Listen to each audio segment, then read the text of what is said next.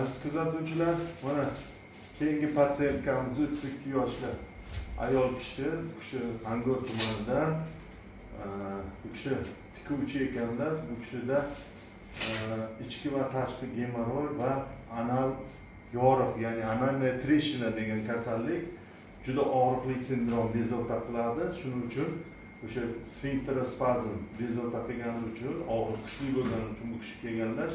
Har qanday dori darmon foyda bermagan. Hozir mana lazerli operatsiyani boshlayapmiz. Og'riqsiz usulda 15-20 minutda lazerli operatsiyamizni tugatamiz. Yaxshimisiz? Ha, kayfiyat qalay? Zo'rmi, молодец. Aziz kuzatuvchilar, mana singlimizda lazer operatsiyamizni tugatdik. Hammasi yaxshi, og'riqsiz bajarildi. Yarim soatda lazer operatsiyamiz tugadi. Men biz xohlagan, biz mo'ljallagan hamma natijalarga erishdik. Hozir mana kerakli tavsiyalarni berib, singlimizni uyiga javob beryapmiz. Ertaga peryoskaga keladilar. Yaxshimisiz? Ha, yaxshi. Hech qanaqa bezovtachilik yo'qmi?